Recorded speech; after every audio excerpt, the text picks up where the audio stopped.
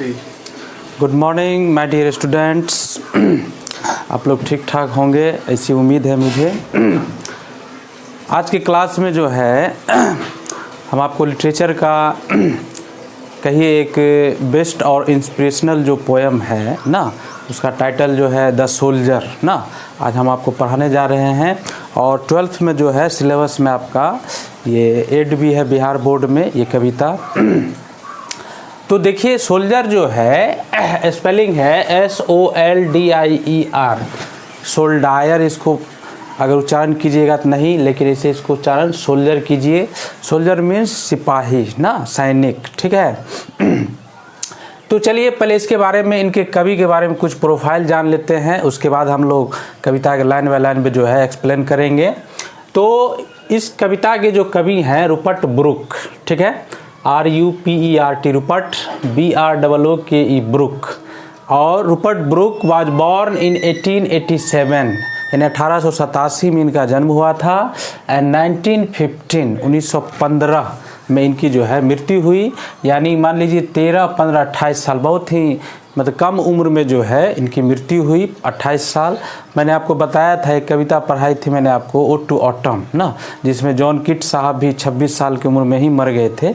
ये 2 साल ज़्यादा है, 28, ठीक है। ये सब जो है यूथ में, एज यूथ जो है इनकी मृत्यु हो गई।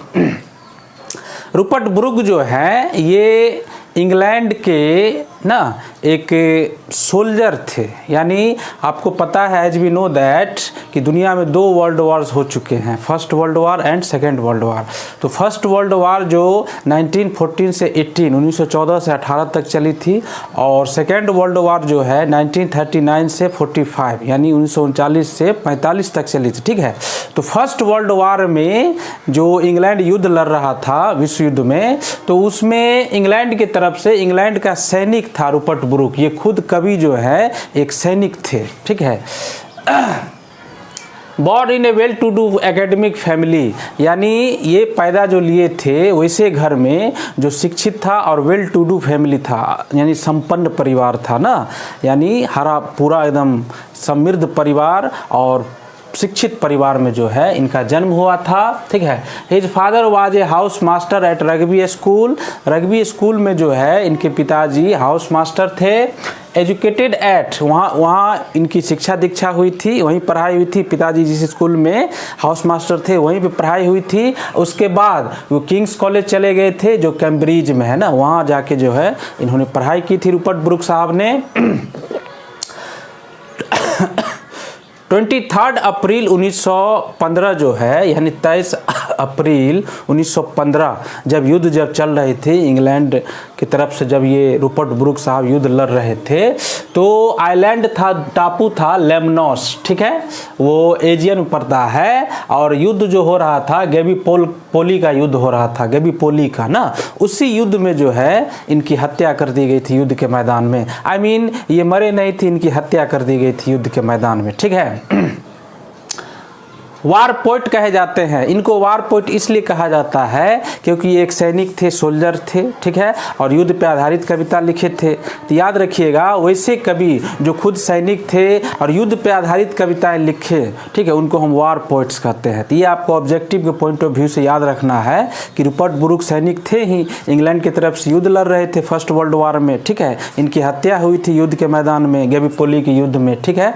तो इनको वार पोइट कहा जाता है। और ऐसी कविताएं जो युद्ध पे आधारित हो, ठीक है, और उसके लिखने वाले भी सैनिक हो कवि, तो उसको हम वार पोयम कहते हैं, यानी युद्ध पे आधारित कविता। तो ये कविता जो सोल्जर है वार पोयम है, और ये कवि जो है वार पोइट है, ठीक है।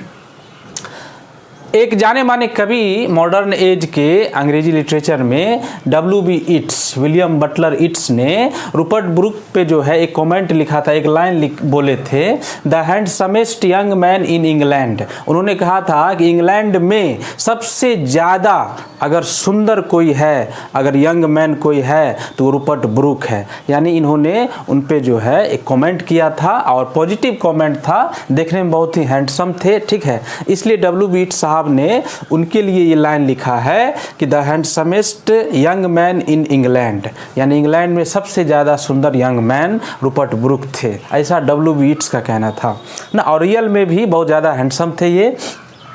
फर्स्ट वर्ल्ड वार में युद्ध लड़े थे, ये दिमाग में आपको रखना है, जो 1914 से 18 तक चला, लेकिन 1914 में शुरू हुई, लेकिन 15 में ही जो है इनकी हत्या कर दी गई थी युद्ध के मैदान में। ठीक है, 5 वॉर सोनेट्स इन्होंने लिखा, जिसमें से एक जो है द सोल्जर जो है बहुत ही फेमस हुआ।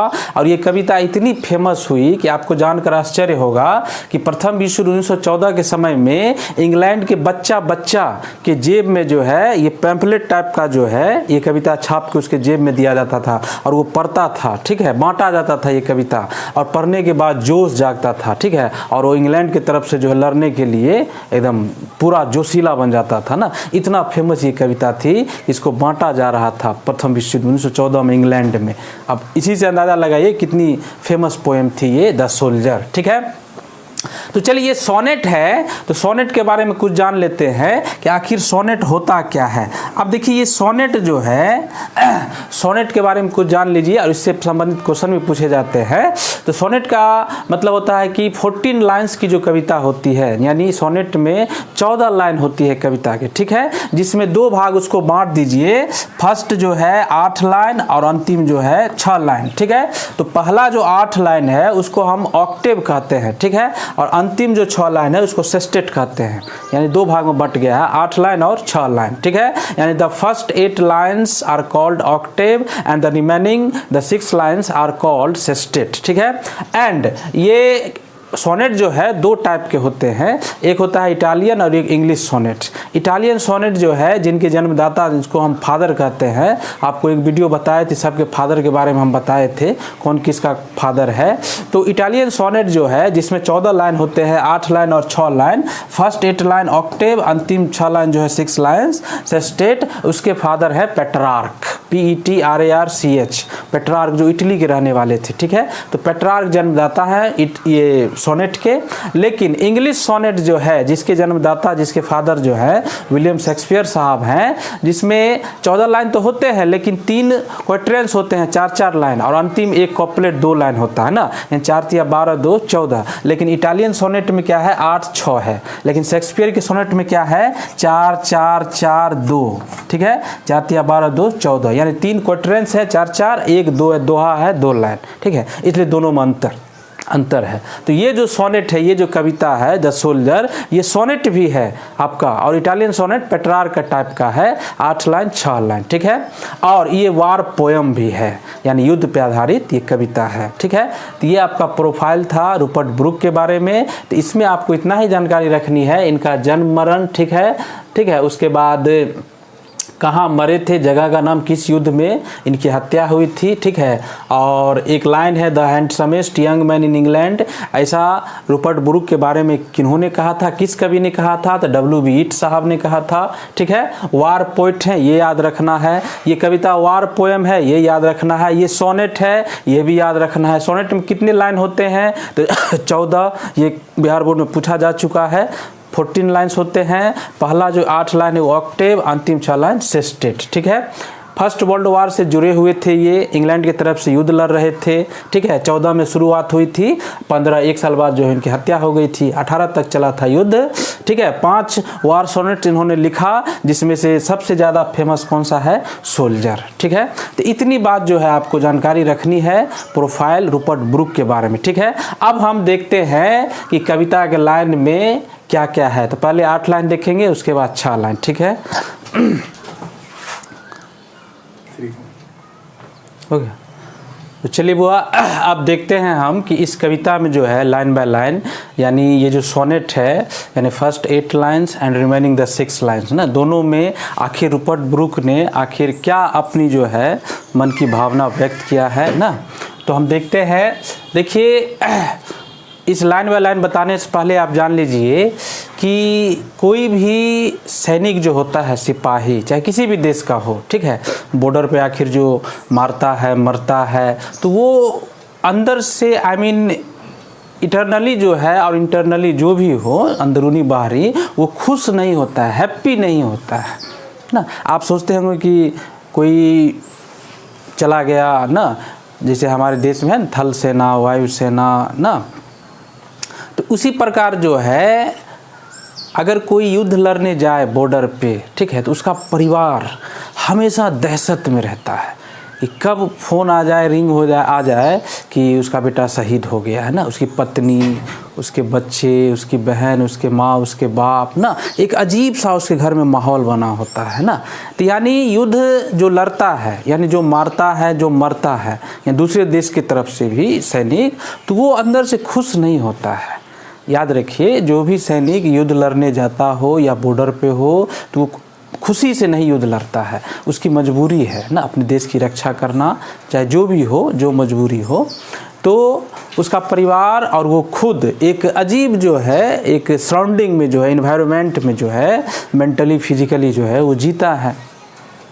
हम लोग, आप लोग ऐसा सोचते हैं कि ओह ये सबको मज़ा आता होगा गोली चलाने में ना, सीधे गया, उठा, तरतरा दिया, ऐसी बात नहीं है।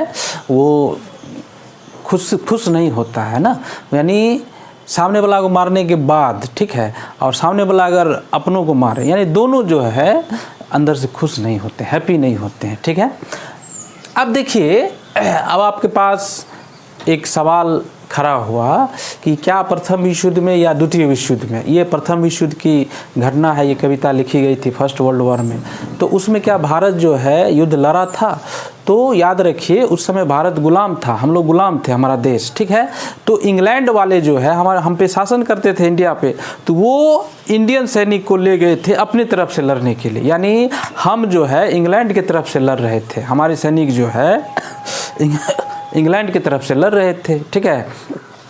तो देखिए, ये 14 लाइन की कविता जो है, इसमें आपको आश्चर्य लगेगा लाइन बाय लाइन जानने के बाद कि एक कविता, एक सोल्जर का जो है, एक कवि का जो सोल्जर है भी है, उसका विश क्या होता है ना, उसकी इच्छा क्या होती है, जिसे वो अपने देश के लिए जो है कैसे देश को याद कर रहा है ना, जिंदा में या मरने के बाद उसकी क्या विश है ना, वो आपको सारी जानकारी इस कविता में मिलेगी। कह रहा है कभी कि if I should die think only this of me that there some corner of a foreign field that is for ever England there shall be in that rich earth a richer dust concealed. अब देखिए, यही line जो है इस कविता को mortar बना देता है ना, आई मीन इमोर्टल बना देता है, अमर। कहने का मतलब, ये एज ए सोल्जर जो है, ये इंग्लैंड के सोल्जर हैं, लेकिन हम जो है एज एन इंडियन सोल्जर के रूप में सोचे अगर, तो दुनिया के जितने भी देश के अलग अलग देशों के सोल्जर हैं, सबकी पहली इच्छा यही होती है ना। देखिए क्या लिखा है कि if I should die think only this of me that there some corner of a foreign field, ठीक है, कि अगर मैं मारा जाऊँ, मैंने युद्ध लड़ रहा हूँ और मारा जाऊँ, ठीक है, यानी दूसरे देश में लड़ रहा हूँ, ठीक है, और युद्ध के मैदान में मैं मारा जाऊँ, तो आखिर मेरे डेड बॉडी को कहाँ लाया जाए, क्या किया जाए। देखिए, ये इच्छा जो है, विश, यही विश जो है इतना पॉपुलर हो गया था इंग्लैंड में उस समय, जो बच्चा बच्चा के हाथ में जो ये कविता जो है थी, और वो पढ़ के जो है जोश जो है, जैसे हमारे इंडिया में बहुत सारे कवि हैं, रामधारी सिंह दिनकर ना, सुमित्रा नंदन पंत ना, उसके बाद चौहान जी हैं, सुभद्रा जी, जिन्होंने ऐसे लाइन लिखे हैं जिसे पढ़ने के बाद जो है इंसान में जो है हिजरों में भी जो है जोश जग जाए, ऐसी जो है लाइन ना, सुने होंगे आप लोग, खूब लड़ी मर्दानी वो तो झांसी वाली रानी थी ना। तो इस टाइप का जो है जोश जगाने का काम कवि ने किया है, और कवि जो है वक्त की आवाज़ को जो है रखता है अपने कलम के द्वारा, जो है दुनिया के सामने, अपने देश के सामने रखता है। कवि का यही काम है, कवि नज़र रखे रहता है आखिर चल क्या रहा है देश दुनिया में ना। अब जैसे अभी कोरोना का माहौल है, पेंडेमिक है, दुनिया, हमारा देश भी जो है गिरफ्त में फंसा हुआ है, तो इस पे भी जो है हमारे बुद्धिजीवी लोग जो है लोगों में ना जागरूकता फैलाने का भी काम लिख के जो है कर रहे हैं, ठीक है, गा के कर रहे हैं, या जो भी स्वरूप हो लिटरेचर का वो योगदान दे रहे हैं। तो देखिए, ये लाइन जो है रूपर्ट ब्रूक साहब का, यही लाइन, यही विश जो है इस कविता को अमर कर देता है ना। कहते हैं कवि कि जब मैं मारा जाऊं युद्ध के मैदान में, ठीक है, तो मेरी लाश जो है, डेड बॉडी, उसको इंग्लैंड लाया जाए, यानी अपनी मातृभूमि जो है इंग्लैंड, वहाँ लाया जाए, उस मिट्टी में दफनाया जाए। आप बताइए कितना ये सोच जो है हर एक सोल्जर, दुनिया के तमाम देशों के सोल्जर की यही सोच होती है। आप देखते होंगे कि जम्मू कश्मीर में बॉर्डर पे कोई मरा, अगर हमारा जो जवान है ना, तो उसको देखिएगा लाया जाता है गांव, बिहार, यूपी, जो गांव के रहने वाले हैं वहाँ ला के उनके गांव में जो है पैतृक स्थान पे जो है पैतृक गांव में उसको दफनाया या जलाया जाता है ना। तो ये इच्छा जो है, देखिए यही जो है रूपर्ट ब्रुक साहब का है कि अगर मैं मारा जाऊँ दूसरे देश, मैं युद्ध लड़ रहा हूँ इंग्लैंड की तरफ से, अगर मेरी हत्या हो जाए तो मेरी लाश को लाया जाए इंग्लैंड, ठीक है, और इंग्लैंड की मिट्टी में दफनाया जाए। आप बताइए, ऐसी विश जो है, इच्छा जो है हर एक सोल्जर की होती है, रूपर्ट ब्रुक साहब की भी थी, ठीक है। तो as an Indian soldier group में हम भी ऐसी सोच रखें, ठीक है, और रखनी भी चाहिए कि डेड बॉडी को जो है जहाँ जन्मे हैं उसी मिट्टी में जो है दफनाया जाए या जलाया जाए।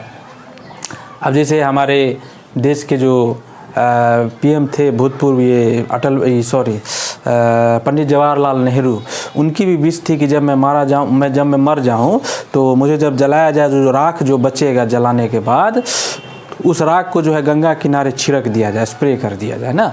तो नेहरू जी की जब जो अस्थि जो बच गई थी राख, ठीक है, हेलीकॉप्टर से ऊपर जाके गंगा किनारे जो है उनके राख को स्प्रे छिड़क दिया गया था। उनकी इच्छा पूरी हुई कि इसी में मिल जाएंगे, इसी मिट्टी में, ठीक है। तो देखिए सेम जो है इनकी भी इच्छा यही है रूपर्ट ब्रुक साहब की कि मैं इसी मिट्टी में जो जन्म लिया हूँ, इंग्लैंड की मिट्टी में, ठीक है, तो अगर मैं इसी में मिल जाऊँगा तो ये रिच से रिचर बन जाएगा, यानी और उपजाऊ बन जाएगा ज़मीन ना, अगर मैं मिल जाऊँ इसमें, ठीक है। यानी ये मिट्टी जो है, यानी हमारे देश इंडिया का देखिए कितने लोगों के बलिदान खून से जो है ये भिगोया हुआ मिट्टी है, तब जाके हमें आज़ादी मिली ना। कितना मतलब मूल्यवान और क्या कहते हैं उसको, उपजाऊ जो है मिट्टी है ये, कितने सैनिकों के खून जो है इसमें मिला हुआ है। तो देखिए कभी भी कह रहे हैं रूपर्ट ब्रुक साहब कि इसी में अगर मैं मिल जाऊंगा तो और रिच से रिचर बन जाएगा, इसका धूल जो है, मिट्टी जो है और जो है मूल्यवान और क्या उपजाऊ बन जाएगी मिट्टी अगर मैं इसी में मैं दफना जाऊं तो, ठीक है। तो पहली इच्छा जो है ऑक्टेव यानी 8 लाइन के जो है पहला जो ओपनिंग जो है 8 लाइन में, उसमें कवि की यही इच्छा है कि मैं इंग्लैंड की मिट्टी में ही मुझे दफनाया जाए अगर मैं मारा जाऊं तो, ठीक है। और ऐसा हुआ भी था, ठीक है, हत्या हुई थी इनकी युद्ध के मैदान में और इनको इंग्लैंड ला के दफनाया गया था। ए डस्ट हुम इंग्लैंड बोर। अब देखिए कभी कह रहे हैं कि इंग्लैंड ने आखिर उन्हें दिया क्या, उनके अपने देश इंग्लैंड ने। तो देखिए इंग्लैंड की मिट्टी में वो जन्म लिए, ये बात सही है। शेप्ड, आकार बना शरीर का, जैसे हम लोग इंडियन है, इंडिया की मिट्टी में पैदा लिए हैं ना। Made aware gave once her flowers to love, England के फूलों को जो है उन्होंने सुगंध लिया, फूलों से प्यार किया। Her ways to roam, England की धरती पे इधर से उधर घूमा टहला भटका, इंजॉय किया। A body of England's breathing English air, England के एयर में, इंग्लैंड के हवा में उन्होंने सांस ली, ठीक है। Washed by the rivers, England की नदी में नहाया, शरीर को धोया। Blessed by suns of home, और इंग्लैंड की जो है धूप जो है उस धूप को जो है उन्होंने ग्रहण किया। घरेलू धूप जो होती है ना, सूरज के जो रोशनी है उसको जो है ना अपनाया, तो वो इंग्लैंड का, यानी कहने का मतलब इंग्लैंड की धरती पे पैदा लिया, इंग्लैंड की धरती पे जो है उनका आकार बना शरीर का, वहाँ की फूलों की सुगंध ली, वहाँ के फूलों से उन्होंने प्यार किया, वहाँ की धरती पे वो भटके, इधर उधर घूमे, एंजॉय किए, ठीक है। इंग्लैंड के एयर में, हवा में जो उन्होंने सांस ली ना, इंग्लैंड की नदी में उन्होंने नहाया धोया, शरीर तैयार हुआ, और इंग्लैंड की धूप में उन्होंने ऑब्जर्व किया ना, यानी कंज्यूम किया उस धूप को। तो बताइए ये पहला जो 8 लाइन जो है ऑक्टेव जो है, इसमें कवि पूरी तरह से इंग्लैंड के कर्जदार हैं, यानी इंग्लैंड ने इनको क्या क्या दिया ने उन्होंने वर्णन किया है कि इंग्लैंड ने हमें सब कुछ दिया, पैदा किया, आकार बनाया शरीर का, फूलों की सुगंध का मैंने मज़ा लिया, उससे प्यार किया, रोमिंग किया, भटका घूमा, इंग्लिश के एयर में, हवा में सांस ली मैंने, वहाँ की नदियों में नहाया, वहाँ के धूप को कंज्यूम किया, ठीक है। इसलिए अगर मैं मारा जाऊँ दूसरे देश में युद्ध लड़ते लड़ते, तो मेरे बॉडी को जो है, डेड बॉडी को इंग्लैंड लाया जाए और उसी इंग्लैंड की मिट्टी में दफनाया जाए। देखिए कितनी अच्छी सोच है एक सोल्जर की, और यही सोच हर देश के सोल्जर की होती है, ठीक है। अब देखिए अंतिम जो 6 लाइन जो है, 6 लाइन जो है, उसमें कवि क्या कह रहे हैं, कि I think this heart all evil shed away, कह रहे कि जो भी मैं सोचता हूँ, आखिर मेरी जो सोच है, जो संस्कार है, वो इंग्लैंड की है। दिस हार्ट, इस दिल में जो है अगर बसा हुआ कुछ है तो पूरा इंग्लैंड बसा हुआ है। ऑल एविल सेड अवे, और जो भी बुराइयां है मैंने वो निकाल दिया है इस दिल से, ठीक है, पूरी तरह से संस्कारवान और पूरी तरह से ओत प्रोत हूँ इंग्लिश कल्चर से, ठीक है।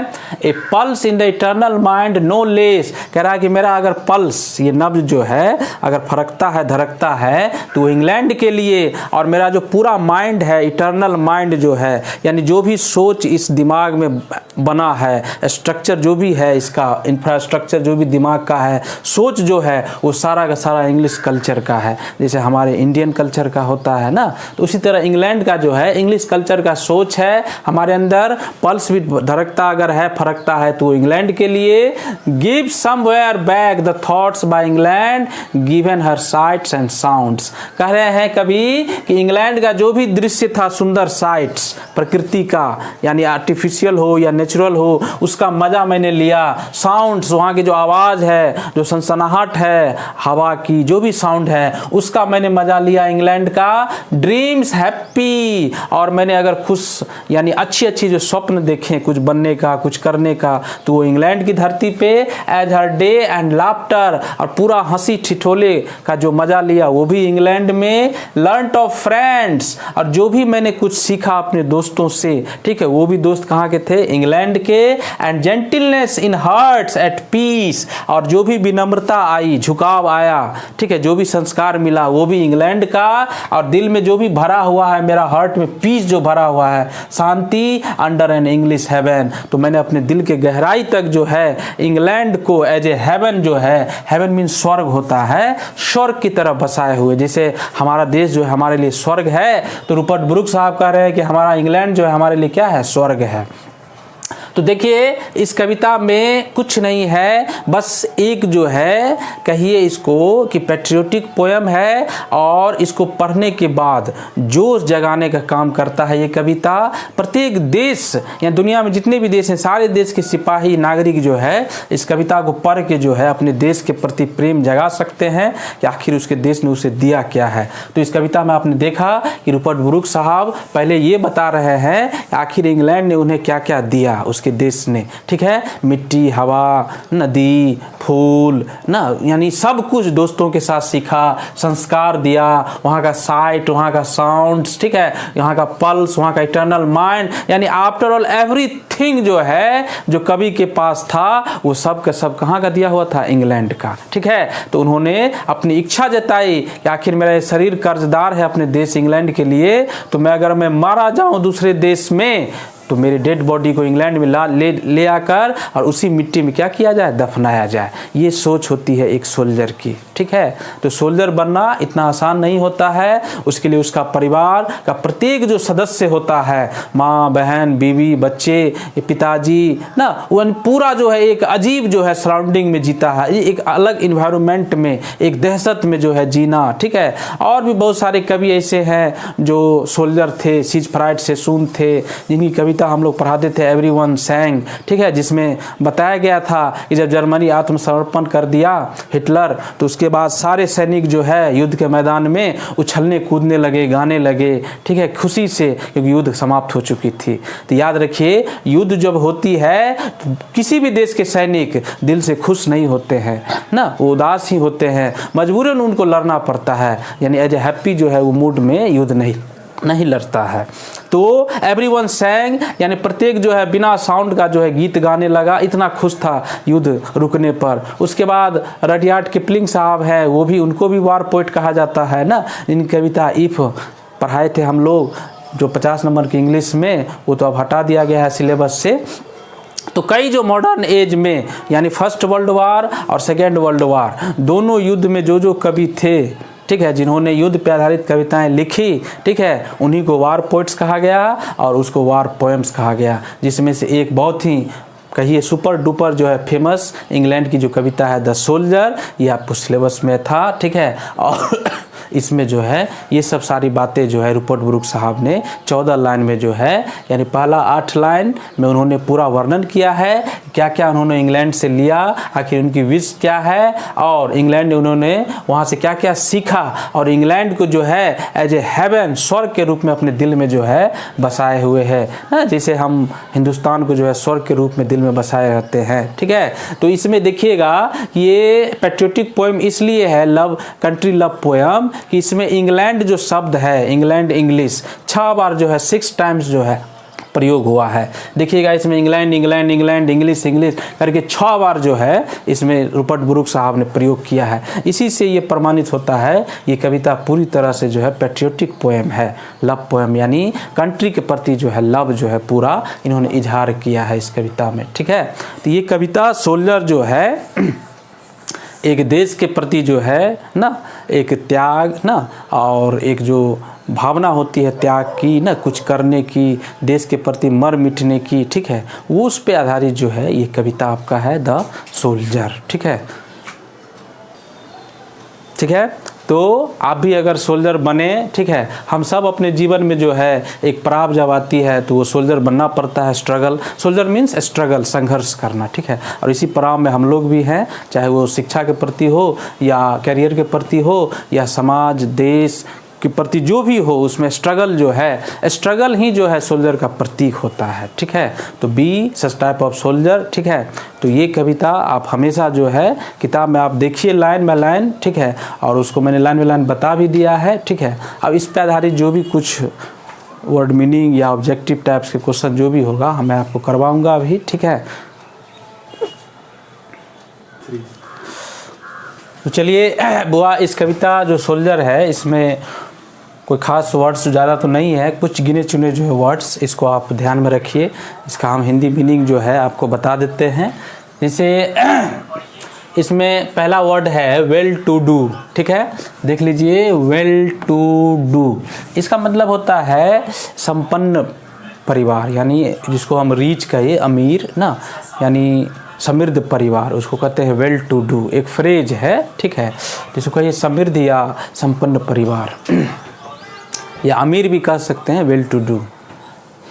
दूसरा वर्ड है इसमें वार, WAR, वार मीन्स युद्ध, युद्ध, इसको हम लोग बैटल भी कहते हैं। ठीक है, फाइट। उसके बाद है वॉरियर, देखिए वार से ही बना है वॉरियर। ठीक है, यानी वार मतलब युद्ध, तो वॉरियर मतलब योद्धा जो युद्ध लड़ता है। ठीक है, तो वॉरियर हो गया आपका योद्धा, युद्ध लड़ने वाला। ठीक है, सोनेट। अब ये जो सोनेट है ये कविता का एक फॉर्म है, ब्रांच है पोइट्री का। ठीक है, जिसमें 14 लाइन होते हैं, 14 लाइन्स, जिसमें पहला 8 लाइन ऑक्टेव और अंतिम 6 लाइन सेस्टेट। इसके जन्मदाता पेट्रार्क हैं जो इटली के रहने वाले थे। ठीक है, फिर बाद में इंग्लिश जो है उसका सोनेट का आविष्कार जो किया विलियम शेक्सपियर साहब ने। ठीक है, जिसमें 14 लाइन होते हैं लेकिन 4 4 4 3, यानी 3 जो है 4 4 लाइन और एक दोहा 2 लाइन होता है। ठीक है, तो सोनेट जो है कविता का एक रूप है और ये पोएम एक सोनेट है और ये पोएम वार पोएम भी है, युद्ध पे आधारित कविता भी है। ऑक्टेव, ठीक है, कविता के 8 लाइन जो होते हैं, 8 जो पंक्ति होती है उसको हम लोग ऑक्टेव कहते हैं। ठीक है, यानी कविता के 8 पंक्ति जो सोनेट में जो है होते हैं। सेस्टेट, अंतिम जो 6 लाइन होता है कविता का यानी सोनेट का, उसको हम लोग सेस्टेट कहते हैं। ठीक है, यानी सोनेट का पहला जो प्रथम 8 लाइन ऑक्टेव और अंतिम 6 लाइन सेस्टेट कहलाता है। ये ऑब्जेक्टिव के पॉइंट ऑफ व्यू से भी आप याद रखिएगा। ठीक है, उसके बाद है पैट्रियोटिज्म। ठीक है, अब पैट्रियोटिज्म क्या है, इसको कहते हैं पैट्रियोटिक, मतलब नहीं होता पैट्रियोटिक मतलब देश प्रेमी जो होता है, तो पैट्रियोटिज्म देशभक्ति, देशभक्ति ना, देश के प्रति जो है अपार प्यार भक्ति जो भरा होता कूट कूट कर, यानी पैट्रियोटिज्म। ये कविता में वही है, पैट्रियोटिज्म है, पूरा देशभक्ति पे जो है देश प्रेम भरा हुआ है इसमें। उसके बाद है रिप्यूटेशन। रिप्यूटेशन आपको पता है, ख्याति, प्रसिद्धि ना, प्रतिष्ठा, इज्जत ना, तो ये रिप्यूटेशन हुआ। अनडाउटेडली, यानी डाउट से बना है, उसका उल्टा हो गया अनडाउट, अनडाउटेडली मतलब निसंदेह, यानी जिस पे संदेह नहीं किया जा सके, शक नहीं किया जा सके, निसंदेह इसको कहिए अनडाउटेडली। एंथोलॉजिज्ड, एंथोलॉजी मतलब होता है कि कविताओं का जो एक संग्रह होता है, एक जगह जो बहुत सारी कविताओं को किया रहता है उसको एंथोलॉजी कहते हैं, संग्रह ना, कविताओं का संग्रह, तो एंथोलॉजिज्ड हो गया। सोल्जर, सोल्डायर, DIER है, देखिए तो सोल्जर पर ही इसको उच्चारण, सिपाही, सैनिक। FOREIGN, फॉरेन, जी साइलेंट है इसमें, ठीक है। फॉरेन मीन्स होता है विदेश, दूसरे जो देश होते हैं हमारे देश के बाहर जो भी देश हैं, और वहाँ जो रहने वाले जो यहाँ आएंगे उसको हम फॉरेनर कहेंगे, विदेशी, ठीक है। तो फॉरेन मतलब लिखिए विदेश। कॉन्सील, CONCEL, कॉन्सील का मतलब होता है हिडन, जिसको हम कहते हैं छिपा हुआ ना, हिडन यानी कॉन्सील, छिपा हुआ। VANISH, वैनिश, वैनिश का मतलब होता है गायब होना, ख़त्म होना ना, गायब हो जाना। BORE, बोअर, ठीक है, ये बियर से बना बोअर, बियर मतलब जन्म देना, तो बोअर जन्म दिया ना, वर्ब 2 बन गया इसका, तो बोअर मतलब जन्म दिया, ठीक है। उसी से बॉर्न बना पैसिव वॉइस में, नहीं लिखते हैं ये बात बॉर्न इन, वो पैदा लिया। रोम, ROAM, रोम का मतलब होता है भटकना, यानी इधर उधर जो है, मतलब बिना लक्ष्य का इधर उधर भटकना, रोम, जैसे रोमिंग। पल्स, पल्स का मतलब नब्ज भी होता है, अब पल्स मतलब नहीं वाइब्रेट होता है, फरकना, वो भी होता है पल्स, ठीक है, फरकना या फरफराना या उसको नब्ज कहिए, ठीक है।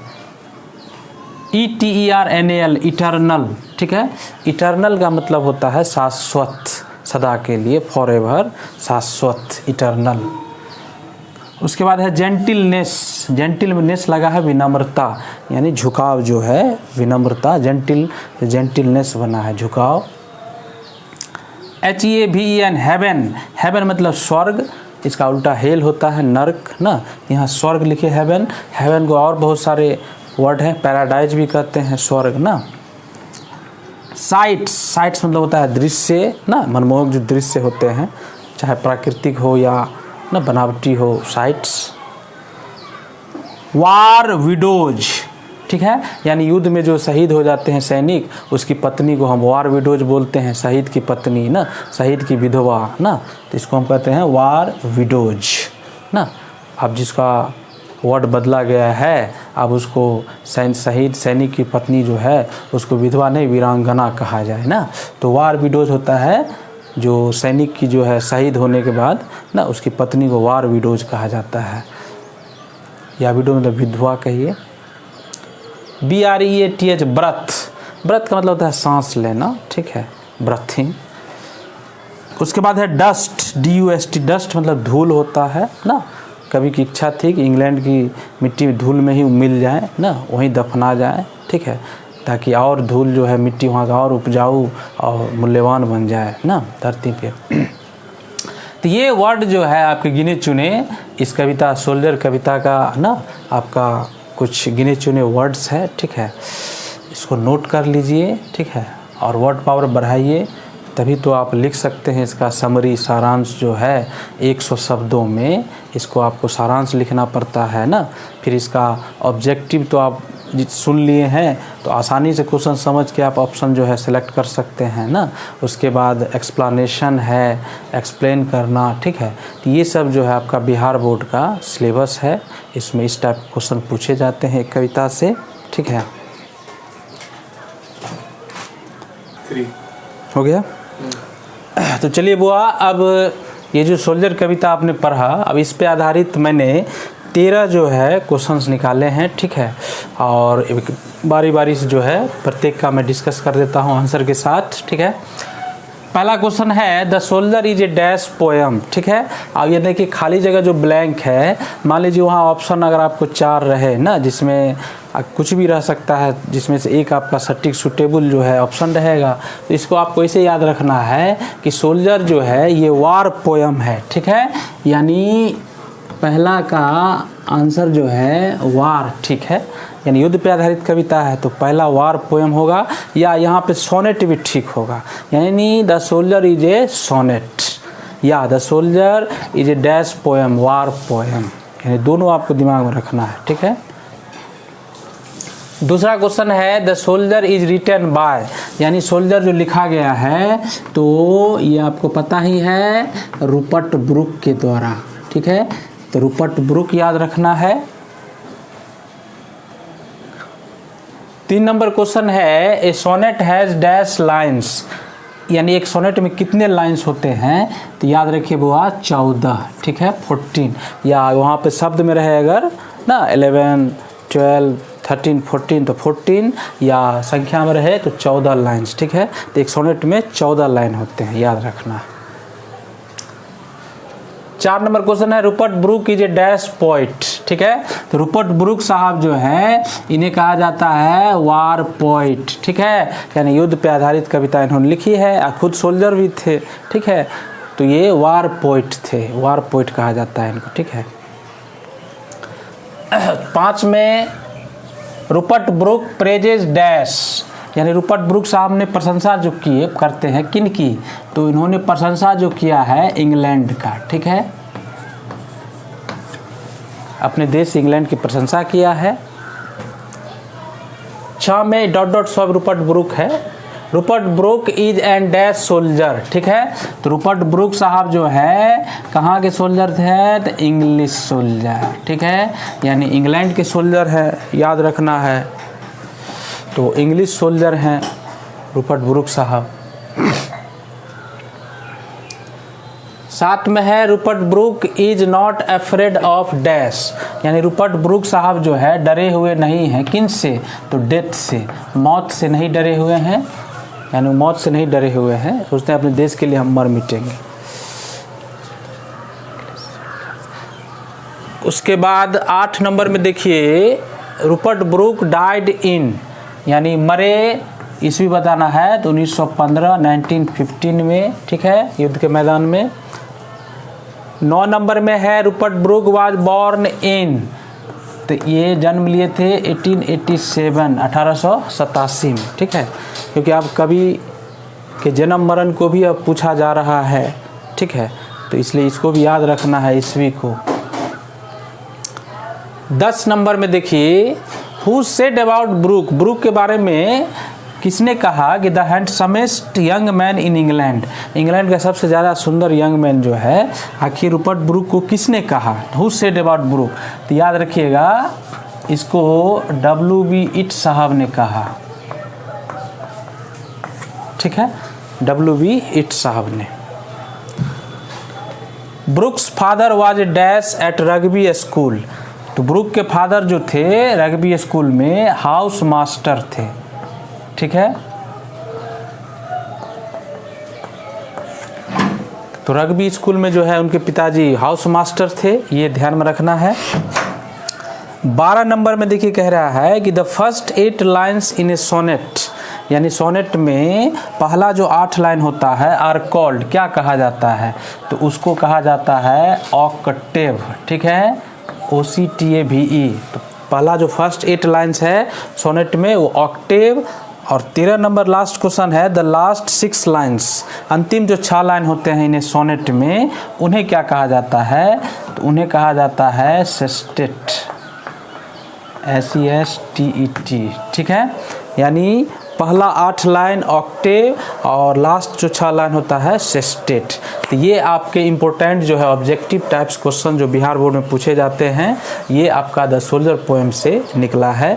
तो मैंने एक एक का जो है आंसर के साथ डिस्कस कर दिया, इसको नोट कर लीजिए कॉपी में। ठीक है, और याद भी कर लीजिए, और इससे संबंधित क्वेश्चन हर साल जो है ऑब्जेक्टिव में पूछा ही जाता है ना, जैसे वार पोएट, वार पोएम ना, उसके बाद ये the handsomest young man England ऐसा किसने कहा ना, सोनेट में कितने लाइन होते हैं, 8 लाइन को क्या कहते हैं, अंतिम 6 लाइन को क्या कहते हैं, ये तो एकदम दिमाग में फिट कर लीजिए कि ये सब आपका VVI क्वेश्चन ऑब्जेक्टिव बनता है द सोल्जर पोएम से।